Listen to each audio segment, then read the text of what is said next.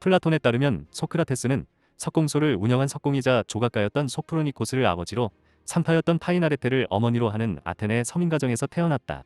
성장 초기에는 직업을 세습하던 당시 문화에 따라 아버지 밑에서 석공 기술을 배우며 철학, 기하학, 천문학 등을 공부했고, 청년에서 40세까지 3번에 걸친 전쟁에 중장보병으로 전투에 직접 참여하였다. 40세 이후에는 교육자로 청년들의 교화에 힘썼다. 기원전 406년 500명 공예의 원로 일원이 되어 1년간 정치에 참여하기도 했다. 외모는 못생겼었다고 전해지며 그의 풍모는 상당히 비범했던 것으로 보이는데, 신발을 신지 않고 누더기가 되기 직전에 옷을 걸치고 다니는 것으로 알려져 있다.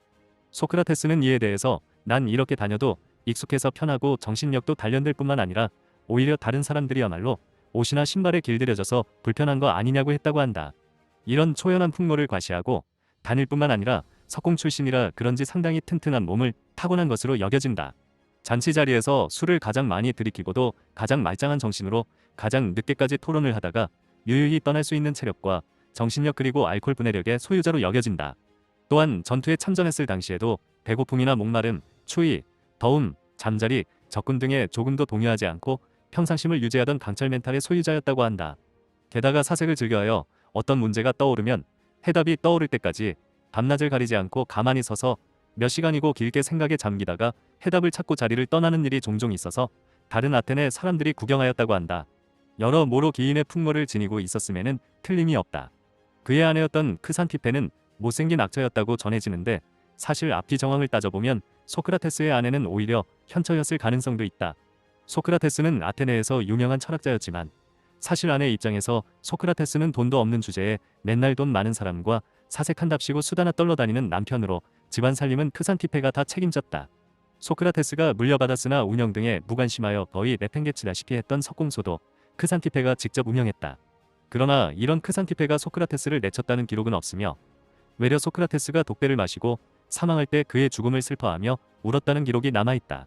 물론 다혈질기가 있었고 잔소리에 자주 티격태격하긴 했지만 부부관계가 파탄날 정도로 심각한 건 아니었다. 이런 점들을 종합해볼 때 크산티페가 악처라고 전해지는 것은 다툼이 많은 친구를 아구라고 하는 것처럼 단어 그대로의 의미가 아닌 것으로 보이며 효자보다 악처가 낫다는 이야기와도 통한다. 소크라테스가 말했다고 전해지는 젊은이여 결혼하라.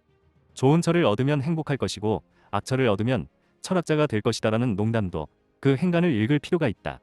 소크라테스는 아테네와 스파르타가 대결한 펠로폰네소스 전쟁에서 30대 후반에서 40대의 나이에 중보병으로 종군하기도 했다.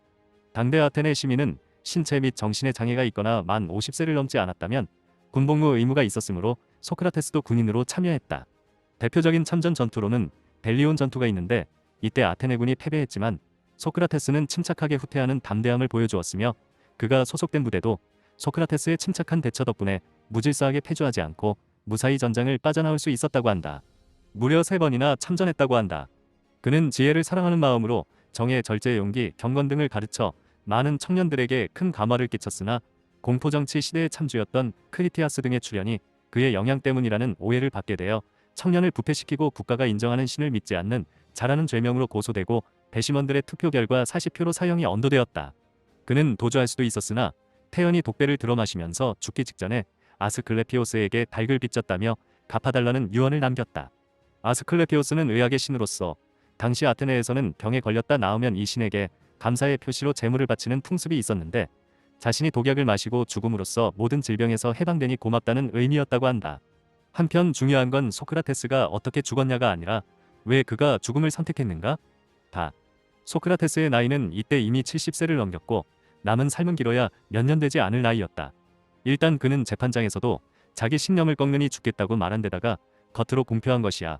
어쨌든 속의 진짜 죄목은 매국노와 폭군의 정신적 스승으로 많은 아테네 시민들의 증오의 대상이었으니 재판에서 타협의 여지는 없다. 다만 소크라테스가 이들을 대놓고 돕거나 한 게 아니라 단지 정신적 스승일 뿐인데, 사형은 너무하다는 평가가 아테네 내부에서도 꽤 많았으므로 형벌을 벌금형 정도로 줄일 수가 있었는데 스스로 그것을 내동댕이 쳤다. 또한 감옥에서 탈옥할 수 있었는데도 이를 거부했다. 법이 자신에게 유리할 때만 적용받고 불리할 땐 피한다는 것은 소크라테스가 주장하던 논리에 정면 배치되는 것이기에 자신의 논리를 스스로도 실천한다는 일관성을 위해서 탈옥하지 않았다. 참고로 흔히 소크라테스라 하면 악법도 법이다라며 담담히 사약을 받아들였다고 알려져 있다. 그러나 이것은 이야기가 후에 변질된 것이라고 한다. 소크라테스의 제자 중 하나인 에우렐이 말년에 작성한 파타모닐리아의 묘사한 내용을 보면 소크라테스는 자신에게 내려진 사약을 몇 번이고 뒤엎어서 결국 마지막에 간수장이 간수들을 시켜 억지로 사약을 먹여 최후를 맞이했다고 한다.